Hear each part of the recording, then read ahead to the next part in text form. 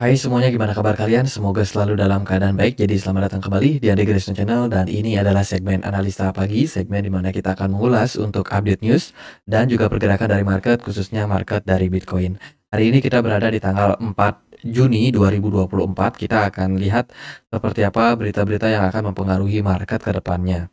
Teman-teman, di perdagangan hari ini akan ada data soal retail sales monitor, kemudian supervisory board member ya Fernandes Bolo dari European Central Bank yang akan speech.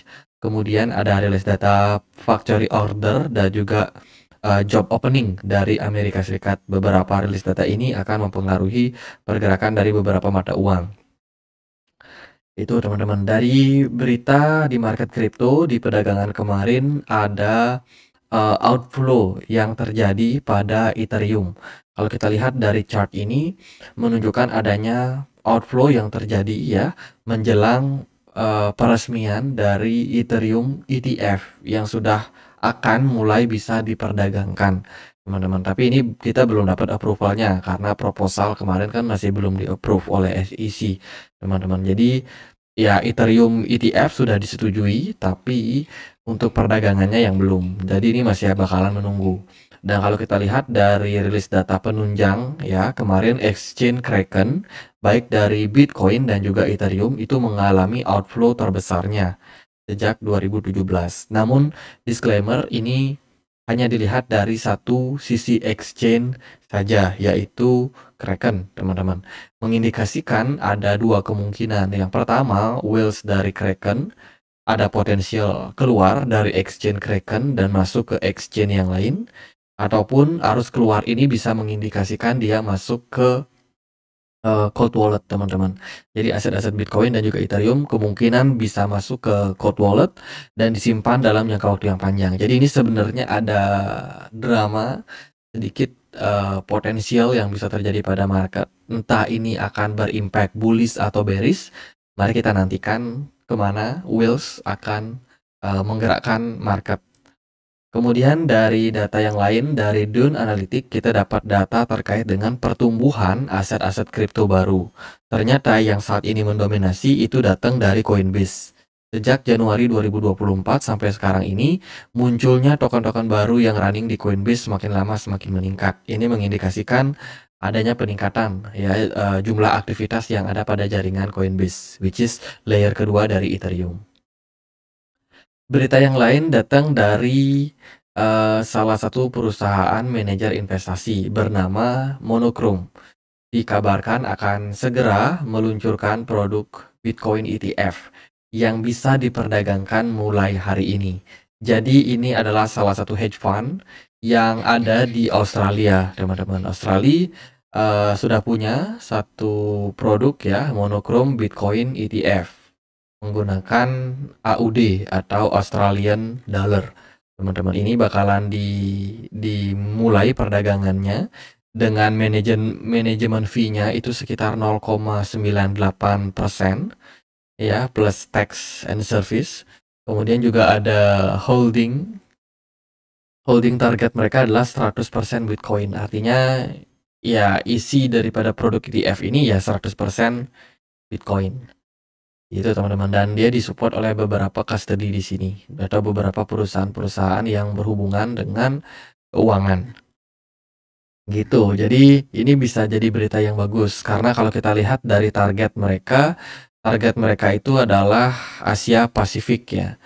Jadi untuk market Asia dan Pasifik, kepulauan di Samudra Pasifik itu ditargetkan masuk ke investment tersebut, ke Monochrome, teman-teman. Kemudian berita yang lain datang dari OKX Exchange. Dikabarkan ada semacam serangan yang terjadi. Ya, ini dilakukan oleh oknum yang mencuri, teman-teman, sekitar 2 juta US dollar ya, disebabkan karena alamat email, bahkan Google Authenticator-nya berhasil dijebol oleh hacker. Ini mengindikasikan bahwa sebenarnya tidak ada apa ya namanya, cara untuk mengamankan sebuah aset 100% ya kalau kita menyimpannya di sebuah exchange. Jadi Google Authenticator itu menurutku adalah salah satu produk yang cukup kuat teman-teman, untuk menangkal yang namanya serangan ya, cukup kuat, tapi masih ada ternyata yang lebih canggih untuk, membobol dari Google Authenticator tersebut. Jadi masih ada tools yang lebih canggih sehingga bisa dimanfaatkan celahnya oleh hacker. Ini menurut saya ngeri sih, penting banget untuk teman-teman meningkatkan kewaspadaan ya. Meskipun kalian pakai exchange apapun, tetap selalu akan ada potensi. Kemudian juga ada berita terkait dengan investasi yang dilakukan oleh Kitis kepada GameStop. Kemarin token GME melesat tinggi teman-teman, disebabkan karena adanya investasi baru yang masuk ke produk tersebut. Dan ini merupakan sebuah indikasi positif untuk token GME. Di perdagangan kemarin dia dapat investment sekitar 300 juta US dollar dan itu bikin harganya melesat sampai 200%. Kemudian berita juga datang dari Milady atau nama tokennya Ladies ya. Token Ladies ini kemarin dapatkan investasi sekitar 5 juta US dollar dari DWF Lab. Harganya juga langsung melesat kisaran belasan persen. Ini juga berita bagus untuk project Milady. Wah, belakangan banyak banyak investment yang masuk teman-teman, bahkan ke token-token meme aja udah mulai diminati juga oleh banyak investor besar. Jadi berita-berita seperti ini cenderung positif sih untuk market. Kemudian kita lihat dari pergerakan market ya secara historical, Glassnode kemarin membuat sebuah postingan teman-teman menyoroti kinerja yang sangat kuat pada Bitcoin. Saya cukup setuju karena pergerakan Bitcoin sejak Januari kemarin sampai saat ini itu masih sangat-sangat strong dan bertahan, mengindikasikan memang tekanan jual tidak terlalu banyak pada Bitcoin. Ini merupakan sebuah indikasi yang sangat-sangat kuat, indikasi kuat bahwa Bitcoin ini menjelang fase bull run-nya teman-teman, atau fase bullish yang lebih tinggi khususnya untuk kripto ya, karena Bitcoin udah naik duluan. Jadi ya ini adalah fase-fase yang mengindikasikan tekanan jual, atau dorongan jual itu cenderung lebih tinggi daripada dorongan buat naik ya, buat buy itu lebih tinggi daripada tekanan jualnya. Jadi ini mengindikasikan hal yang positif untuk market. Lalu ada dari Dubai Financial Regulator. Ini baru aja update untuk untuk peraturan tentang perdagangan aset kripto di sana.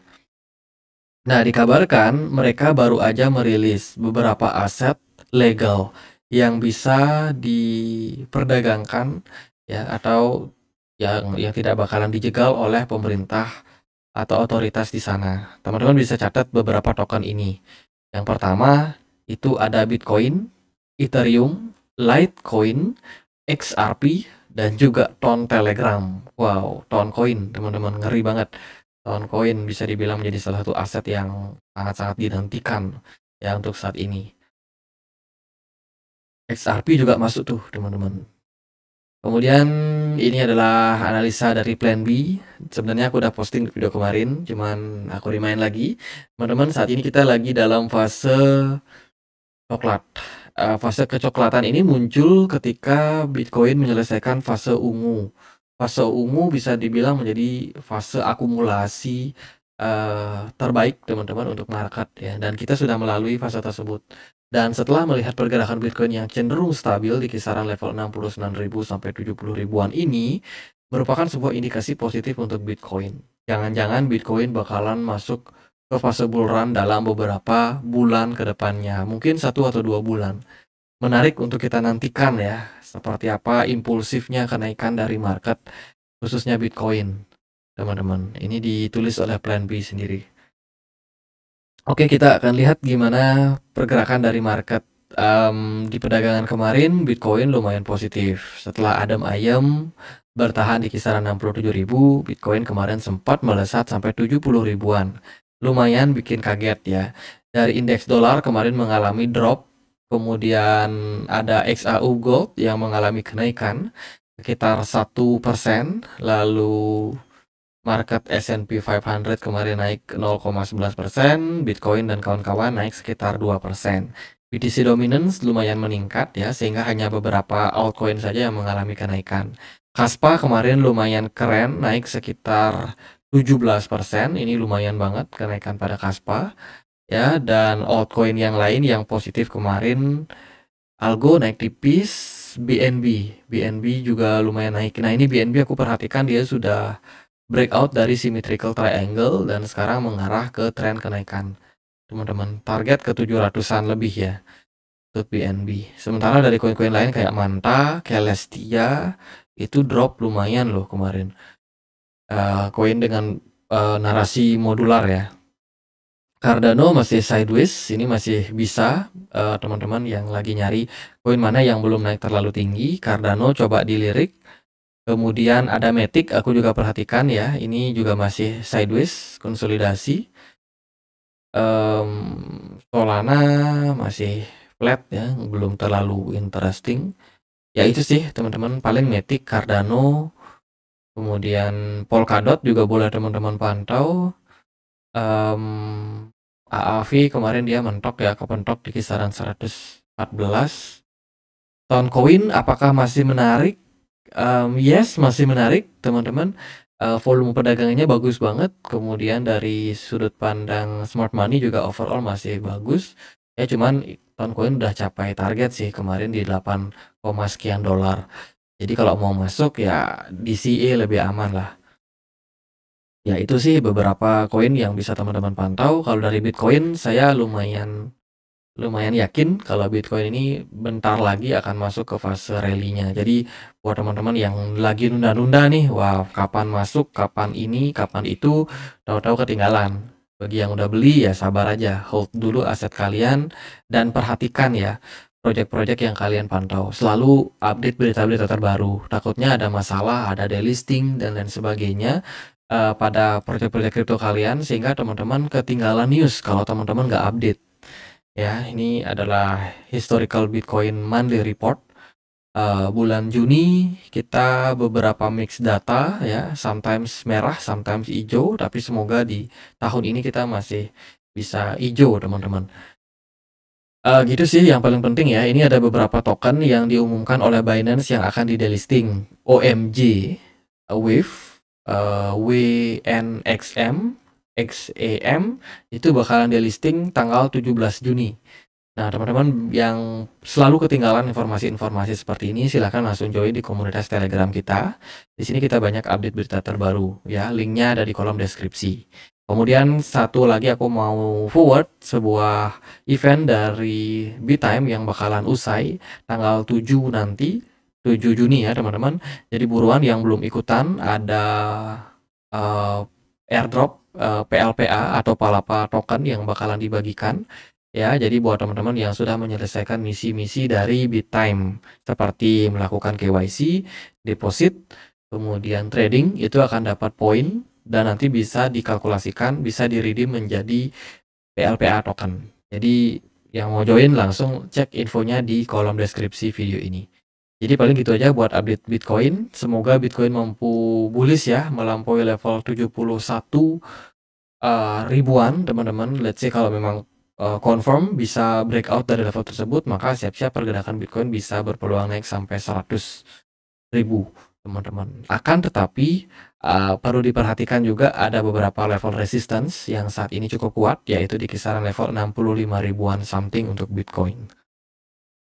Oke, gitu aja buat pembahasan kali ini. Semoga bisa bermanfaat buat kalian. Bila mana ada pertanyaan lain, ada koin lain buat dibahas, feel free untuk tulis di kolom komentar channel YouTube ini. Itu aja, akhir kata saya Andre, makasih.